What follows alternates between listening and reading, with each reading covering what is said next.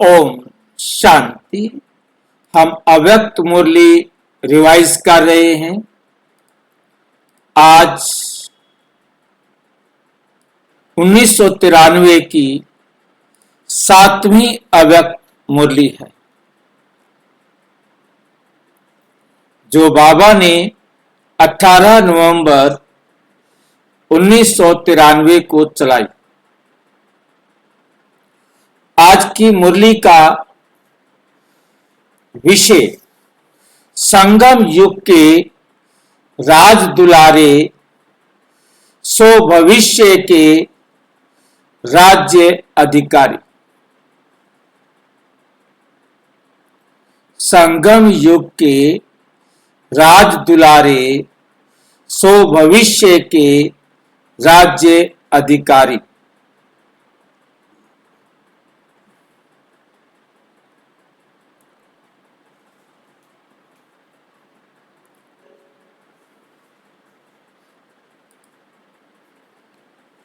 सहज सिद्धि प्राप्त करने के लिए ज्ञान स्वरूप प्रयोगी आत्मा बनो।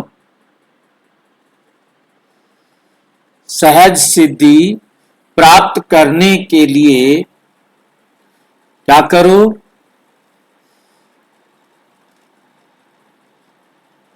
ज्ञान स्वरूप प्रयोगी आत्मा बनो। प्रयोगी माना ज्ञान को अपने जीवन में अप्लाई करने वाले। आज ज्ञानदाता वरदाता अपने ज्ञानी तू आत्मा, योगी तू आत्मा बच्चों को देख रहे। हर एक बच्चा ज्ञान स्वरूप और योग युक्त कहां तक बना है? हर एक बच्चा ज्ञान स्वरूप योग युक्त कहां तक बना है? ज्ञान सुनने और सुनाने के निमित्त बने हैं।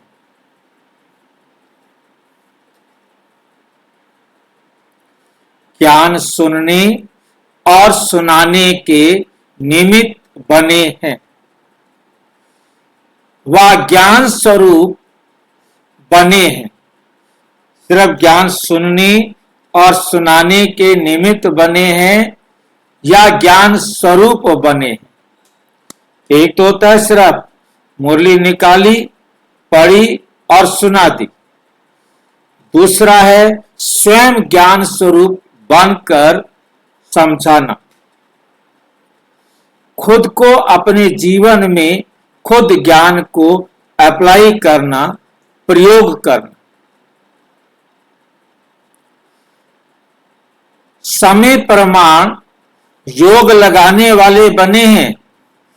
वह सदा योगी जीवन अर्थात हर कर्म में योग युक्त, हर कर्म में योग युक्त स्वतः व सदा के योगी बने हैं। किसी भी ब्राह्मण आत्मा से कोई भी पूछेंगे कि ज्ञानी और योगी हैं, तो क्या कहेंगे? सभी ज्ञानी और योगी हैं, है ना? सभी ज्ञानी और योगी हैं ना? ज्ञान स्वरूप बनना अर्थात हर संकल्प, बोल और कर्म समर्थ होगा। हर संकल्प, बोल और कर्म समर्थ होगा। व्यर्थ समाप्त होगा, व्यर्थ खत्म। क्योंकि जहां समर्थ है वहां व्यर्थ हो नहीं सकता, जहां समर्थ है वहां व्यर्थ हो नहीं सकता। जैसे प्रकाश और अंधियारा साथ साथ नहीं होता, तो ज्ञान प्रकाश है, व्यर्थ अंधकार है।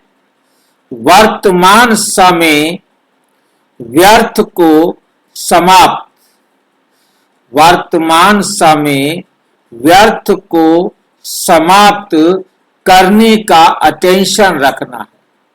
सबसे मुख्य बात संकल्प रूपी बीज को समर्थ बनाना है, समर्थ बनाना है।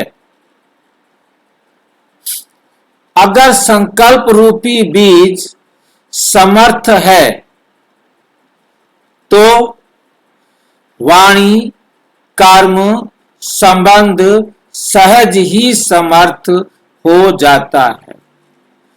तो ज्ञान स्वरूप अर्थात हर समय, हर संकल्प, हर सेकंड समर्थ, अर्थात हर समय, हर संकल्प, हर सेकंड समर्थ। योगी तो आत्मा सभी बने हो, लेकिन हर संकल्प स्वतः योग युक्त हो। इसमें नंबरवार है। क्यों नंबरवार बने?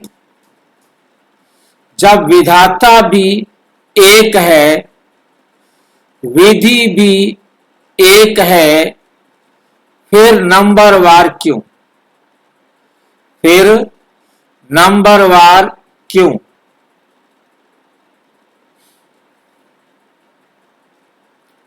बाप दादा ने देखा योगी तो बने हैं, लेकिन प्रयोगी कम बनते।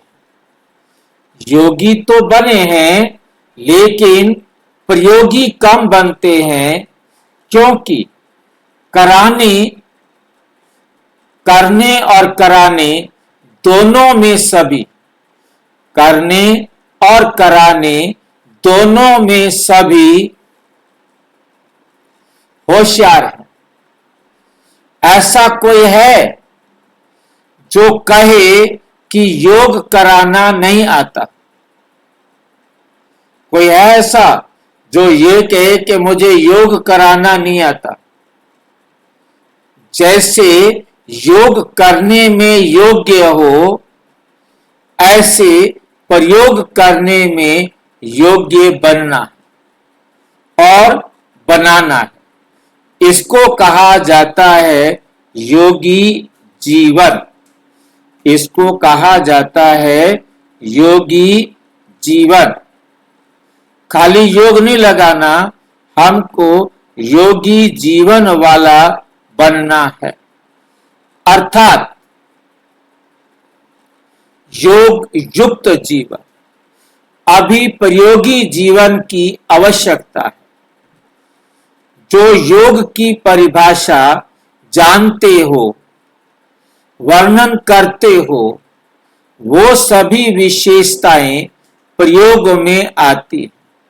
सबसे पहले अपने आप में ये चेक करो, सबसे पहले अपने आप में यह चेक करो कि अपने संस्कार परिवर्तन में कहां तक प्रयोगी बने हो। क्योंकि आप सबके श्रेष्ठ संस्कार ही श्रेष्ठ संसार के रचना की नींव है। अगर नींव मजबूत है तो अन्य सभी बातें स्वतः मजबूत हुई।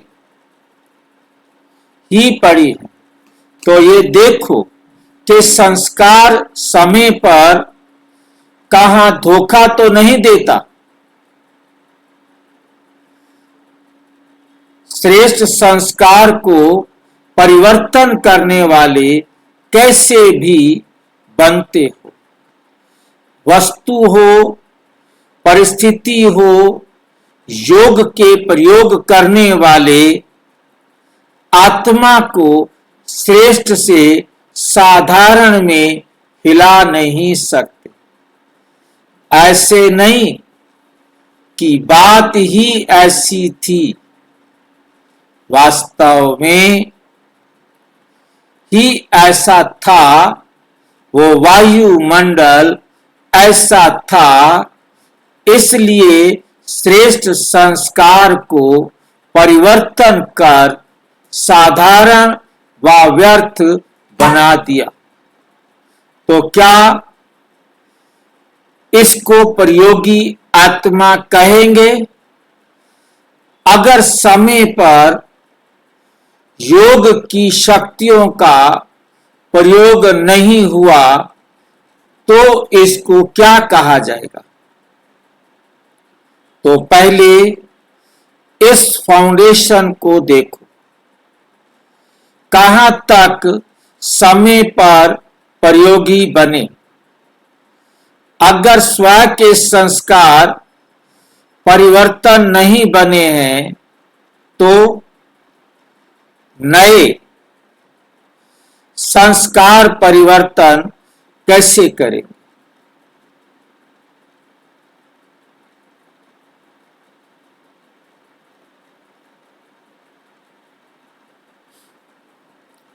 प्रयोगी आत्मा की पहली निशानी है ऊपर सदा प्रयोग में विजय। दूसरी निशानी प्रकृति द्वारा आने वाली परिस्थितियों पर योग के प्रयोग द्वारा विजय। प्रकृति द्वारा आने वाली परिस्थितियों पर योग के प्रयोग द्वारा विजय। समय प्रति समय प्रकृति की हलचल भी होगी, प्रकृति की हलचल भी होगी, आत्मा को अपने तरफ आकर्षित करती है। ऐसे समय पर योग की विधि, ऐसे समय पर योग की विधि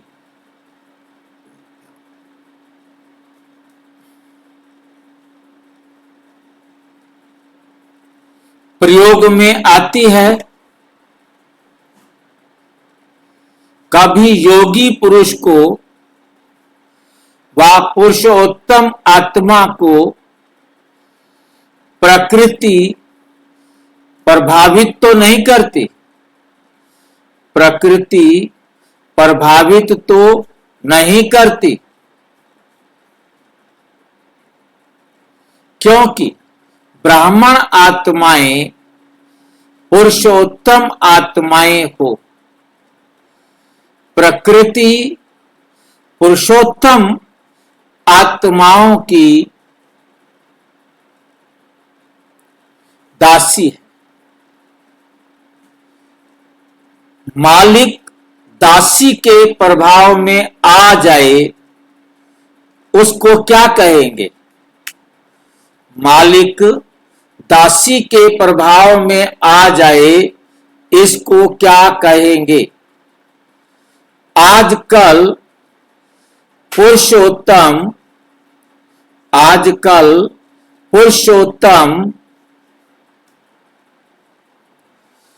आत्माओं को प्रकृति साधनों और सैल्वेशन के रूप में प्रभावित करती है। साधन व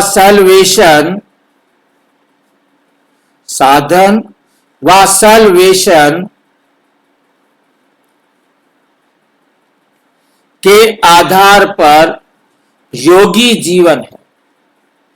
साधन व सल्वेशन कम तो योग युक्त भी कम, योग युक्त भी कम। इसको कहा जाता है प्रभावित होना। योग व प्रयोग आत्मा की साधना के आगे, योगी व प्रयोगी आत्मा की साधना के आगे साधन स्वतः ही स्वयं आते हैं।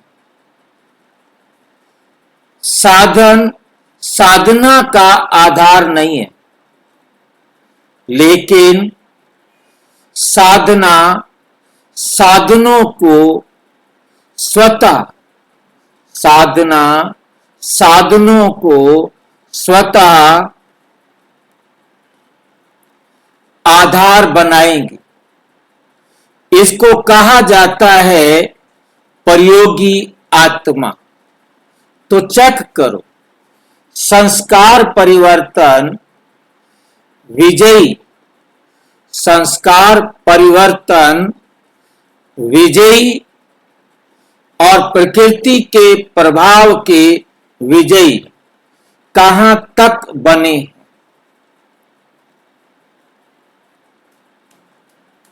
तीसरी निशानी है विकारों पर विजय, विकारों पर विजय।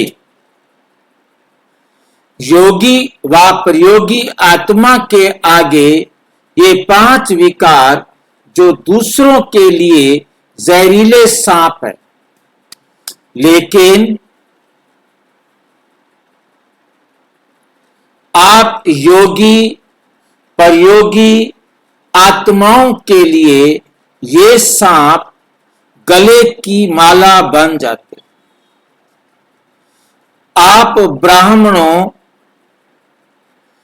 के और ब्रह्मा बाप के अशरीरी तपस्वी शंकर रूप का यादगार अभी भी भक्त लोग पूजते, अभी भी भक्त लोग पूजते हैं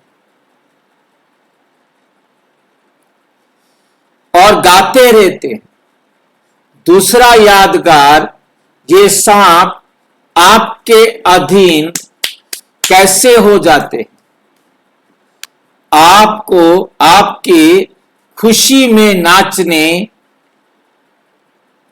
की स्टेज बन जाते हैं। जब विजयी बन जाते हैं तो क्या अनुभव करते, क्या स्थिति होती है?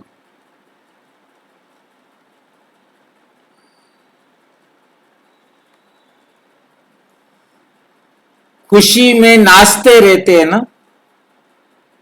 तो ये स्थिति स्टेज के रूप में दिखाई है। स्थिति को भी स्टेज, खुशी में नाचते रहते हो, तो ये स्थिति स्टेज के रूप में दिखाई है। स्थिति को भी स्टेज कहा जाता है। अंग्रेजी में स्थिति को स्टेज कहा जाता है। विकारों पर विजय हो, इसको कहा जाता है प्रयोगी। प्रयोगी समझ में आया? जो अपने विकारों पर विजय प्राप्त करते हैं उनको कहा जाता है प्रयोगी। इसको कहा जाता है प्रयोगी। तो ये चेक करो कहां तक प्रयोगी बने हैं। अगर योग का प्रयोग पर, योग के प्रयोग पर, योग का समय पर प्रयोग नहीं, योग की विधि से समय पर सिद्धि नहीं, तो यथार्थ विधि कहेंगे। समय अपनी तीव्र गति समय प्रति समय दिखा रहा है। अनेकता, अधर्म, तमो प्रधानता हर क्षेत्र में तीव्र गति से बढ़ता जा रहा है। ऐसे समय पर आपके योग की विधि की वृद्धि व विधि के सिद्धि में वृद्धि तीव्र गति से होना आवश्यक है। नंबर आगे बढ़ने का आधार है प्रयोगी बनने की सहज विधि। तो बाप दादा ने क्या देखा? तो बाप दादा ने क्या देखा? समय पर प्रयोग करने में तीव्र गति के बजाय साधारण गति है। अभी इसको बढ़ाओ तो क्या होगा? सिद्धि स्वरूप अनुभव करते जाएंगे। सिद्धि स्वरूप अनुभव करते जाएंगे। आपके जड़ चित्रों द्वारा सिद्धि प्राप्त करने का अनुभव करते रहते हैं। चैतन्य में सिद्धि स्वरूप बने हो तब ये यादगार चला आ रहा है। रिद्धि सिद्धि वाले नहीं, विधि से सिद्धि। तो समझा क्या करना है सब कुछ, लेकिन समय पर प्रयोग करना और प्रयोग सफल होना, इसको कहा जाता है ज्ञान स्वरूप आत्मा। ऐसे ज्ञान स्वरूप आत्माएं अति समीप और अति प्रिय हैं। अच्छा, सदा योग की विधि द्वारा श्रेष्ठ सिद्धि को अनुभव करने वाले सदा साधारण संस्कार को श्रेष्ठ संस्कार में परिवर्तन करने वाले संस्कार परिवर्तक आत्माओं को सदा प्रकृति जीत, विकारों पर जीत प्राप्त करने वाले विजयी आत्माओं को सदा प्रयोग की गति को तीव्र अनुभव करने वाले ज्ञान स्वरूप योग युक्त योगी आत्माओं को बाप दादा का याद, प्यार और नमस्ते। हम बच्चों की भी बाप दादा को नमस्ते नमस्ते नमस्ते। 24 नवंबर को 2 कुमारियों के समर्पण समारोह के बाद रात्रि 10 बजे दादी ऑलराउंडर ने अपना पुराना चोला छोड़ा, बाप दादा की गोद ली। 25 तारीख दोपहर में उनका अंतिम संस्कार किया गया। सायंकाल मुरली के पश्चात दादियों से मुलाकात करते समय बाप दादा ने जो महावाक्य उच्चारे वे इस प्रकार हैं।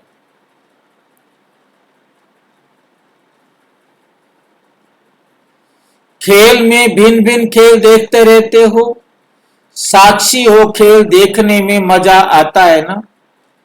चाहे कोई उत्साह हो, चाहे कोई शरीर छोड़े, दोनों ही क्या लगता है? खेल में खेल लगता है। और लगता भी ऐसे है ना जैसे खेल होता है और समय प्रमाण समाप्त हो जाता है।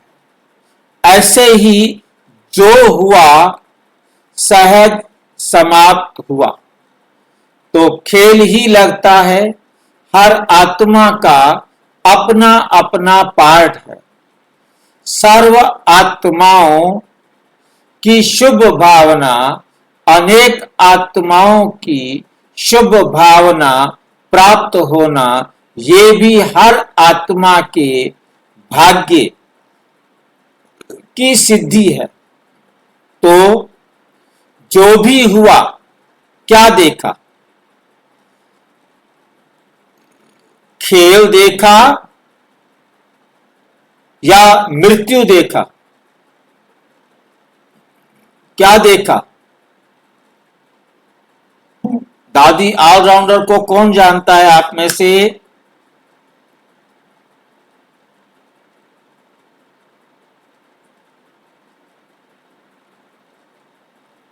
ये गुल्ला दादी की माँ थी क्या? हाँ, दादी गुलजार की माँ, दादी रुक्मणी की बहन।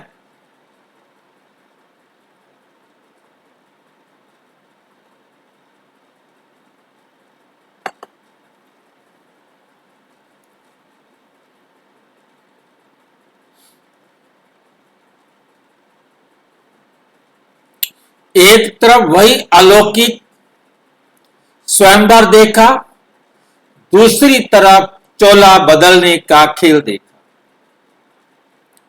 लेकिन दोनों क्या लगे?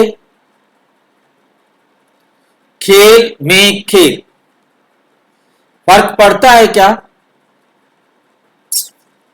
स्थिति में फर्क पड़ता है। अलौकिक स्वयंवर देखने में और चोला बदलते हुए देखने में क्या फर्क पड़ा? थोड़ी लहर बदली हुई कि नहीं? साक्षी होकर खेल देखा देखो तो वो अपने विधि का और वो अपने विधि का सहज नष्टो मोहा होना, ये बहुत काल के योग की विधि की सिद्धि है। तो नष्टो मोहा सहज मृत्यु का खेल देखा। इस खेल का क्या रहस्य देखा? खेल का क्या रहस्य देखा? देह के स्मृति से भी उपरांत, चाहे व्याधि द्वारा, चाहे विधि द्वारा, और कोई भी आकर्षण अंत समय आकर्षित नहीं करे। इसको कहा जाता है सहज चोला बदली करना। तो क्या करना? हाँ जी, मतलब चाहे व्याधि द्वारा, व्याधि मतलब क्या? बीमारी, रोग, चाहे कोई बीमारी आ जाए, कुछ भी आ जाए,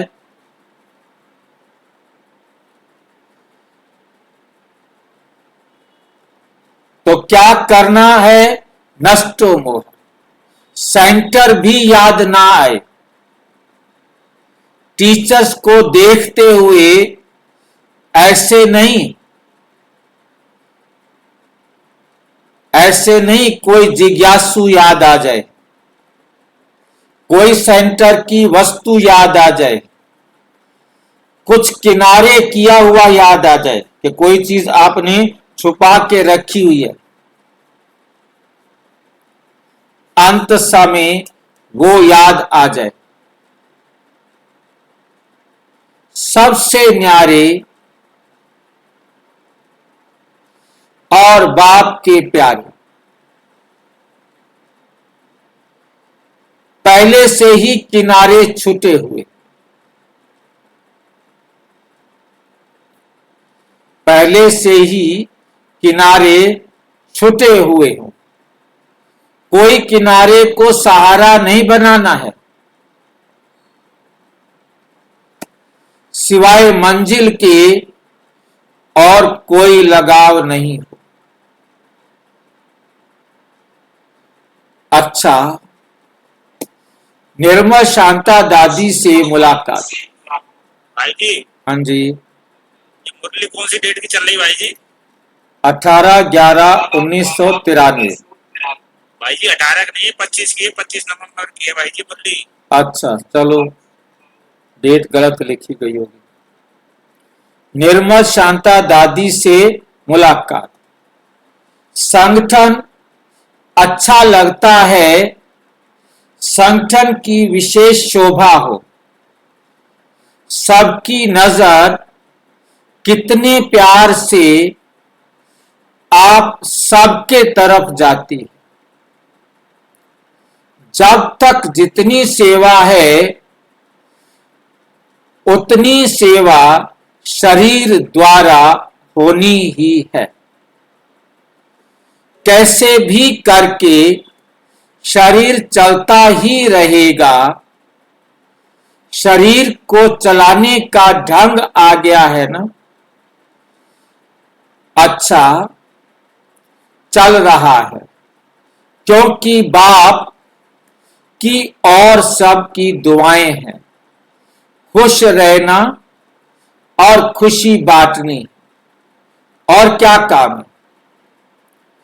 सब देख देख कितने खुश होते हैं, तो खुशी बांट रहे हैं ना। खा भी रहे हैं, बांट भी रहे हैं।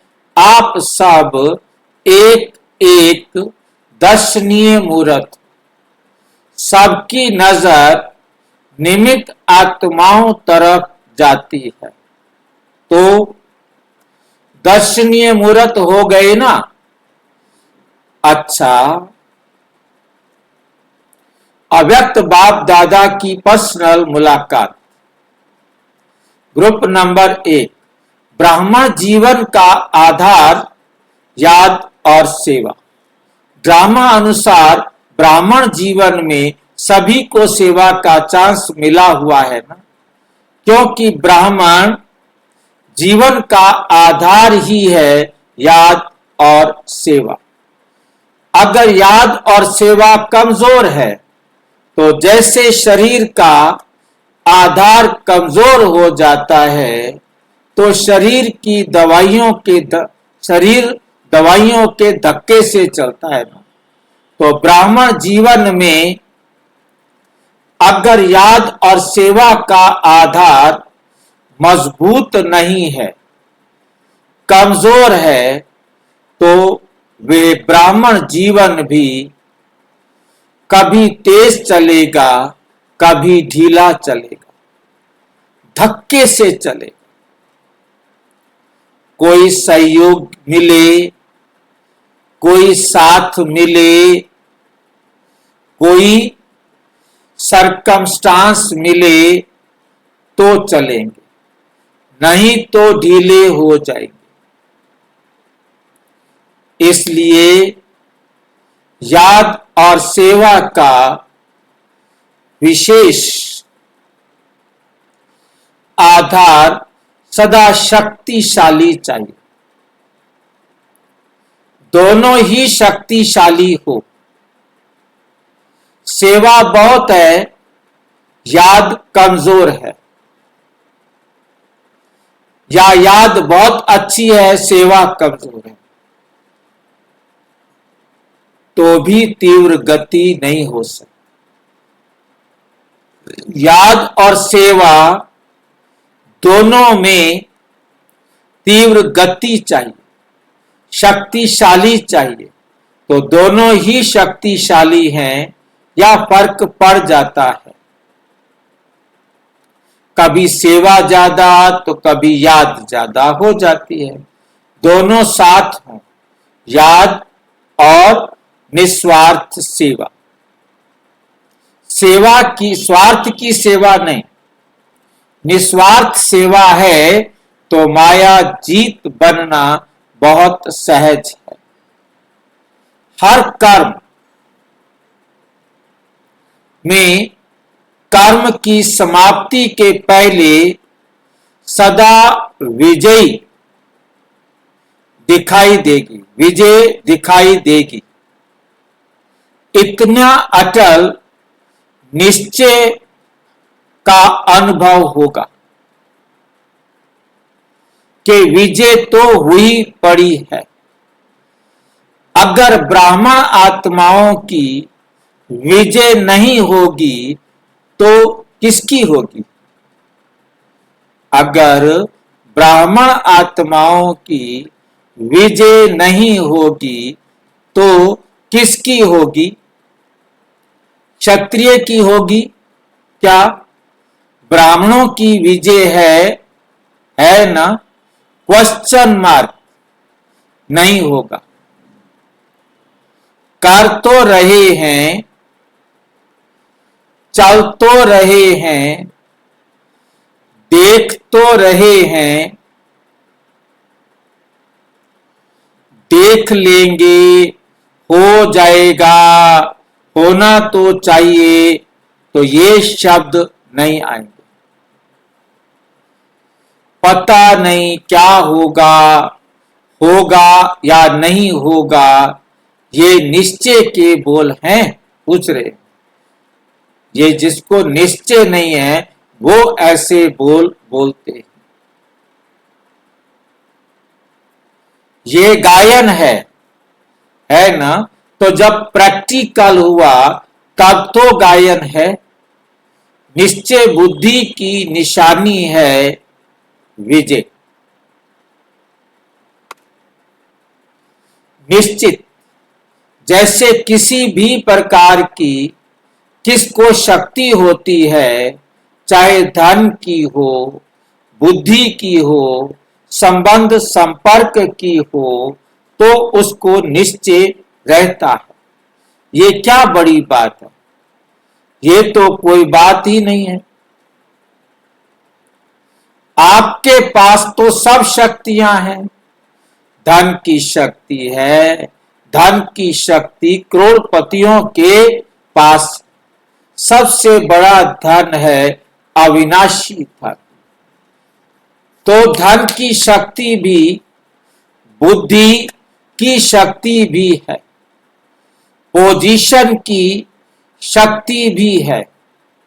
जो शक्तियां गाई हुई हैं, सब शक्तियां आप में हैं या कभी प्राय लोप हो जाती हैं। इन्हें एमर्ज रूप में अनुभव करो। ऐसे नहीं हाँ हूं तो सर्वशक्तिमान का बच्चा लेकिन अनुभव नहीं हो। तो सभी भरपूर हो कि थोड़ा थोड़ा खाली हो। समय पर विधि द्वारा सिद्धि प्राप्त हो।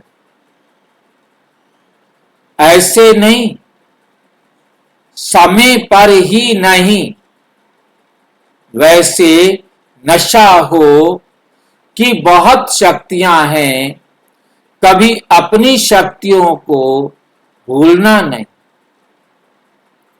यूज करते जाओ। अगर स्व प्रति कार्य में लगाना आता है तो दूसरे के कार्य में भी लगा सकते हो। पांडवों में शक्ति आ गई। या कभी क्रोध आता है, थोड़ा थोड़ा क्रोध आता है। कोई क्रोध करे तो क्रोध आता है, कोई इंसल्ट करे तो क्रोध आता है। ये तो ऐसे ही हुआ जैसे दुश्मन आता है तो हार होती है। जब तक दुश्मन नहीं आया तब तक हम विजयी हैं, और जब दुश्मन आ जाता है तो हार हो जाती। तो उसे विजयी आत्मा कहेंगे।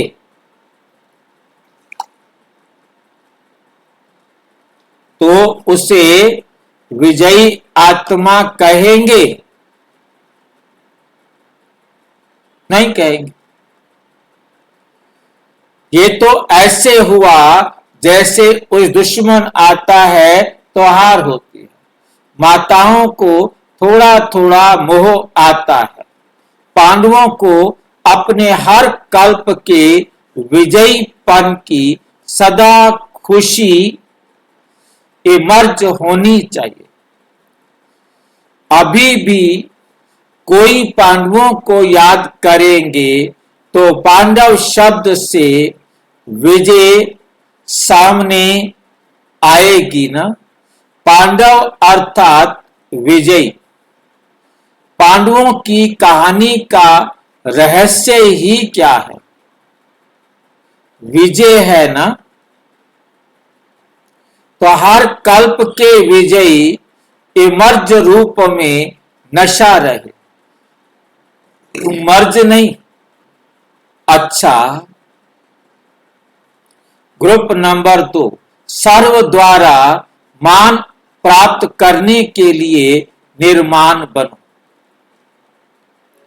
सदा अपने को सदा कोटों में से कोई और कोई में भी कोई श्रेष्ठ आत्मा अनुभव करते हो कि कोटों में कोई जो गाया हुआ है वो और कोई है या आप ही हो।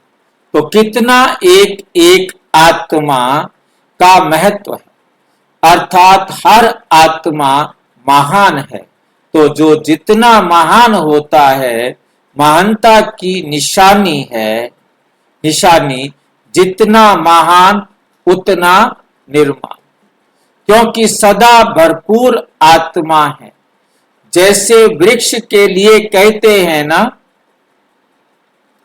जितना भरपूर होगा उतना झुका हुआ होगा और निर्माणता की सेवा करता है। जैसे वृक्ष का झुकना सेवा करता है, अगर झुका हुआ नहीं होगा तो सेवा नहीं करेगा। तो एक तरफ महानता और दूसरे तरफ निर्माणता है, और जो निर्माण रहता है वे सर्व द्वारा मान पाता है। स्वयं निर्माण बनेंगे तो दूसरे मान देंगे। जो अभिमान में रहता है उसको कोई मान नहीं देते, इससे दूर भागेंगे। तो महान और निर्माण है या नहीं, जिसकी निशानी है कि निर्माण सबको सुख देगा।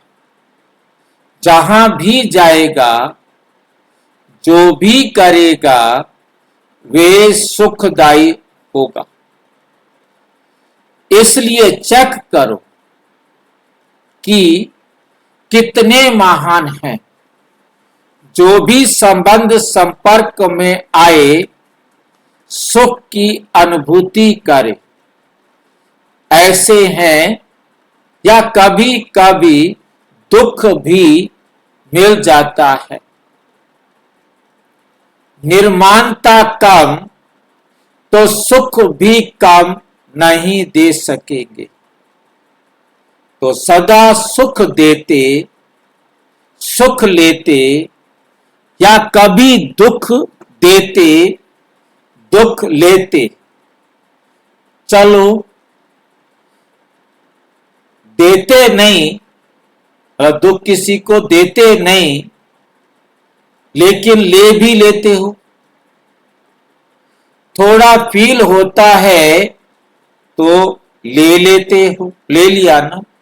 अगर कोई भी बात किसी की फील हो जाती है तो इसको कहेंगे दुख लेना। लेकिन कोई दे और आप नहीं लो, ये तो आपके ऊपर है ना। जिसके पास होगा ही दुख वो क्या देगा? दुख ही देगा ना। लेकिन अपना काम है सुख लेना और सुख देना।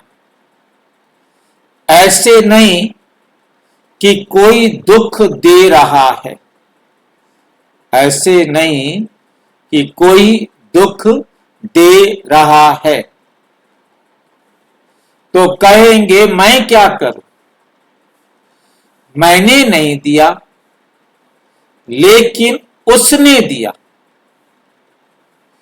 अपने को चेक करना है, क्या लेना है क्या नहीं लेना है। लेने में भी होशियारी चाहिए ना।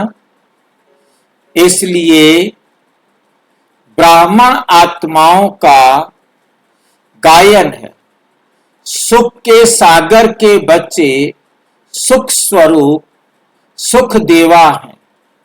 तो सुख स्वरूप सुख देवा आत्माएं को दुख की दुनिया छोड़ दी, किनारा कर लिया, या अभी तक एक पांव दुख धाम में है, एक पांव संगम पर है। ऐसे तो नहीं कि थोड़ा थोड़ा वहां बुद्धि रह गई है, पांव नहीं है, लेकिन थोड़ी अंगुली रह गई है। जब दुख धाम को छोड़ चले तो ना दुख लेना है ना दुख देना है। अच्छा, ये वैरायटी ग्रुप है, डबल विदेशी भी हैं, कहां के भी हो, लेकिन एक के एक हो, एक के हैं और एक हैं, सब एक क्या है? ब्राह्मण आत्माएं हैं। ये तो सेवा के लिए भिन्न भिन्न स्थान पर बैठे हो, लेकिन याद क्या रहता है? हम एक के हैं और सब एक ब्राह्मण आत्माएं हैं। इतनी खुशी रहती है जब ब्राह्मण आपस में मिलते हैं तो कितनी खुशी होती है। और खुशी भी अविनाशी, और खुशी भी कैसी होती है? खुशी भी अविनाशी। खुशी क्योंकि अपना खजाना है ना, तो अपना खजाना साथ रखेंगे या अलग कर देंगे तो सभी उड़ते चलो और उड़ाते चलो। समझा? अभी उड़ना है, चलना नहीं है।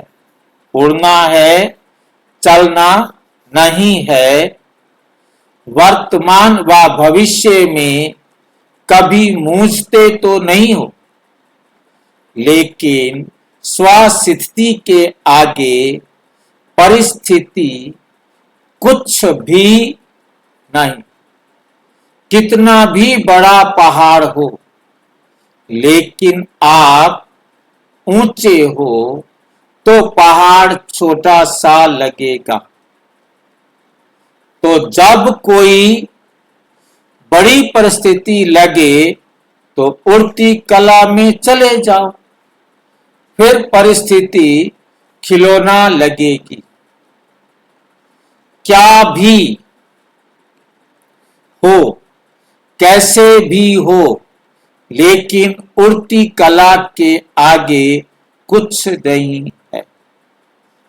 उड़ती कला के आगे कुछ नहीं है।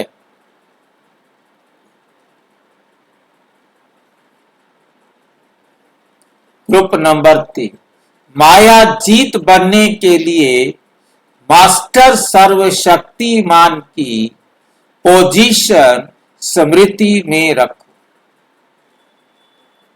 पोजीशन स्मृति में रखो। अपने को कमल पुष्प समान न्यारे और प्यारे समझते हो। सदा न्यारे और बाप के प्यारे। सदा न्यारे और बाप के प्यारे अनुभव करते हो व कभी कभी करते हो। अगर किसी भी प्रकार की माया की परछाई भी पड़ गई तो कमल पुष्प कहेंगे तो माया आती है या सभी माया जीत हो, क्योंकि सदा अपने को मास्टर सर्वशक्तिमान श्रेष्ठ आत्मा समझते हो। तो मास्टर सर्वशक्तिमान के आगे माया आ नहीं सकती। माया चींटी है या शेर है, तो चींटी पर विजय प्राप्त करना बड़ी बात है। चींटी पर विजय प्राप्त करना बड़ी बात है क्या? जब अपनी स्मृति की ऊंची स्टेज पर होते हो तो माया चींटी को जीतना सहज लगता है, और जब कमजोर होते हो तो चींटी भी शेर माफिक लगती है। तो सदा अमृत वेले इस स्मृति को इमर्ज करो कि मैं मास्टर सर्वशक्तिमान हूं। तो अमृत वेले की स्मृति सारा दिन सहयोग देती रहेगी। जैसे स्थूल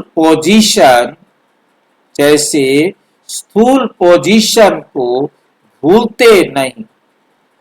आजकल का प्राइम मिनिस्टर अपने को भूल जाएगा कि मैं प्राइम मिनिस्टर हूं। आपका पोजीशन मास्टर सर्वशक्तिमान तो भूल नहीं सकते, लेकिन भूल जाते हैं। इसलिए रोज अमृत वेले इस स्मृति को इमर्ज करने से निरंतर याद हो जाएगी।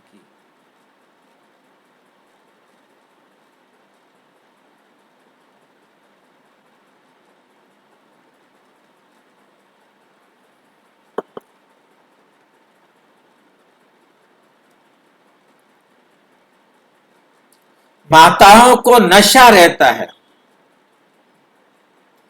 कि जो दुनिया ढूंढ रही है वो हमें प्राप्त हो गया। दुनिया वालों ने ठुकराया, लेकिन बाप ने हमें आगे किया। 3 भाषा वाले बैठे हैं, बस ये वैरायटी भाषाओं का थोड़ा सा समय, फिर तो एक भाषा हो जाएगी। कौन सी भाषा होगी? बच्चों ने कहा हिंदी होगी, तो आपको भी सीखनी पड़ेगी ना। अभी देखो, स्थूल पढ़ाई भी हो रही है, रूहानी पढ़ाई भी हो रही है, हिंदी भी सीख रहे हो ना। अच्छा, लगन, स्नेह अच्छा है। कितना स्नेह है, सागर भी इसके आगे कुछ नहीं। सागर से भी ज्यादा स्नेह है। जितना जो स्नेह में रहता उतना ही बाप द्वारा पदम गुणा स्नेह प्राप्त हुआ, अनुभव करता है। अच्छा, सभी उमंग उत्साह में हो ना, क्या से क्या बन गए। ग्रुप नंबर 4, हिम्मत और उमंग उत्साह के आधार पर उड़ती कला का अनुभव करो। सदा उड़ती कला के लिए विशेष क्या स्मृति आवश्यक है? कभी भी नीचे नहीं आए, सदा ऊपर रहें। उसके लिए क्या आवश्यक है?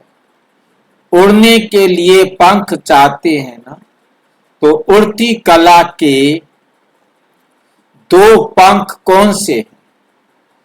ज्ञान और योग। ज्ञान और योग के साथ हिम्मत और उमंग उत्साह। अगर हिम्मत है तो उत्साह हिम्मत से जो चाहे जैसे चाहे वैसे कर सकते। इसलिए गाया हुआ भी है, हिम्मते बच्चे मद दे बाप। तो हिम्मत और उमंग उत्साह रहता है, क्योंकि किसी भी कार्य में सफलता प्राप्त करने के लिए उमंग उत्साह बहुत जरूरी है। अगर उमंग उत्साह नहीं होगा तो कार्य सफल नहीं हो सकता, क्योंकि जहां उमंग उत्साह नहीं होगा वहां थकावट बहुत ज्यादा होगी। थका हुआ कभी सफल नहीं होगा। तो हिम्मत और उमंग उत्साह इसी आधार पर सदा उड़ती कला का अनुभव कर सकते हो। वर्तमान समय के अनुसार उड़ती कला के सिवाय मंजिल पर पहुंच नहीं सकते, क्योंकि पुरुषार्थ है एक जन्म का और प्राप्ति 21 जन्म के लिए ही नहीं, सारे कल्प की। द्वापुर के बाद भी पूज्य तो बनते हो ना। एक जन्म की मेहनत और अनेक जन्म की प्राप्ति, तो कितना तीव्र गति से पुरुषार्थ करते हो। ऐसे तीव्र पुरुषार्थी हो या पुरुषार्थी हो, जब समय की पहचान स्मृति में रहती है तो तीव्र पुरुषार्थ के बिना रह नहीं सकते। समय का महत्व सदा याद रख। ऐसे कभी सोचा था कि एक जन्म में अनेक जन्म सुधर जाएंगे, सफल हो जाएंगे? सोचा नहीं था ना, लेकिन अनुभव कर लिया। अभी क्या विशेषता करेंगे? प्रदर्शनी और मेला करेंगे। मेला तो कॉमन हो गया, नया क्या करेंगे? जो किया, जितना किया वो अच्छा किया, लेकिन अभी कोई पावरफुल माइक निकालो, क्योंकि अभी थोड़े समय में तैयारी ज्यादा करनी है।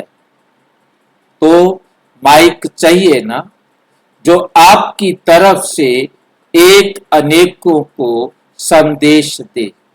आप कब तक अपना परिचय देते रहेंगे? अभी दूसरे आपका परिचय दें। माताएं, ऐसी माताएं निकालो। ऐसी बहुत माताएं हैं जिनका आवाज बुलंद हो सकता है। माइक का अर्थ है जिसका आवाज बुलंद हो, मेहनत कम और फल ज्यादा निकले। सदा इसी स्मृति में रहो कि हम बाप के राइट हैंड अर्थात सदा हर कार्य में सहयोगी आत्माएं हैं। तो राइट हैंड तो कमाल करेगा ना। हाँ जी। अच्छा, हाँ जी। हाँ जी, आवाज बुलंद हो इसका मतलब क्या है? आवाज ऐसी हो तो सारे समझ जाए, और तेज आवाज हो, प्रभावकारी आवाज हो। कुमारियां कमाल का प्लान बना रही हो या अपने को छोटी समझती हो, क्या कमाल करेंगी। सबसे बड़े से बड़े को ऐसे समझो जो वे छोटे हो जाए, आप बड़ी हो जाओ। अच्छा, कुमारियों की जीवन श्रेष्ठ हो गई, अपने को भाग्यवान समझती हो ना। अच्छा, ग्रुप नंबर 5, विशेष पाठधारी आत्मा हर कदम पर, हर सेकंड अलर्ट, अलबेले नहीं, सदा अपने को चलते फिरते खाते पीते बेहद वर्ल्ड ड्रामा की स्टेज पर विशेष पाठधारी आत्मा अनुभव करते हो। जो विशेष पाठधारी आत्मा होती है उसको सदा हर समय अपने कर्म अर्थात पाठ के ऊपर अटेंशन रहता है, क्योंकि सारे ड्रामा का